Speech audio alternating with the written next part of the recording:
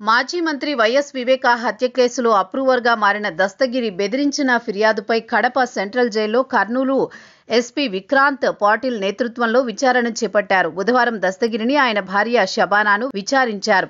ఈ కేసులో సాక్షిగా పులివెందుల ఇన్ఛార్జి మాజీ MLC BTech Ravi statement record చేశారు. 2023 నవంబర్ 28 దస్తగిరిని కడప జైల్లో వివేకా హత్య కేసు నిందితుడు శివశంకర్ రెడ్డి కుమారుడు చైతన్యరెడ్డి బెదిరించినట్టు, తమకు అనుకూలంగా సాక్ష్యం చెప్తే 20 కోట్లు ఇస్తామని ప్రలోభ పెట్టినట్టు, మాట వినకపోతే బయటకొచ్చాక చంపేస్తామని బెదిరించినట్టు దస్తగిరి ఫిర్యాదు చేశారు.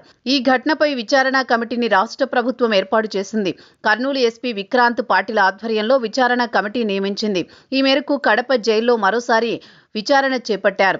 కమిటీ విచారణకు వివేకా హత్య కేసులో అప్రూవర్ దస్తగిరి, ఆయన భార్య షబానా హాజరయ్యారు. సాక్షిగా బీటెక్ రవి స్టేట్మెంట్. కడప జైల్లో విచారణకు బీటెక్ రవి సాక్షిగా హాజరయ్యారు.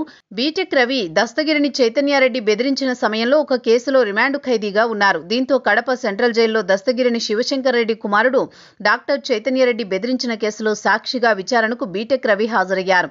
విచారణకు హాజరైన బీటెక్ రవి అనంతరం మీడియాతో మాట్లాడుతూ, కడప సెంట్రల్ జైల్లో దస్తగిరి ఉన్న సమయంలో 2023 నవంబర్ 14 నుంచి 29 వరకు నేను రిమాండ్ ఖైదీగా ఉన్నానని, నవంబర్ 28న వివేకా హత్య కేసు నిందితుడు దేవిరెడ్డి శంకర్ రెడ్డి కుమారుడు చైతన్యరెడ్డి మెడికల్ క్యాంపు పేరుతో సెంట్రల్ జైల్లోకి వచ్చాడని, ఆ సమయంలో నేను స్వర్ణముఖి బ్యారక్ లో ఉన్నానని, దస్తగిరి నా ఎదురుగా బ్లాక్ లో ఉన్నాడని, నా బ్యారక్ ఎదురుగా చైతన్యరెడ్డి ఉండడం గమనించానని అన్నారు. దస్తగిరి బ్యారక్ లోకి చైతన్యరెడ్డి వెళ్లడం నేను చూశానని అన్నారు.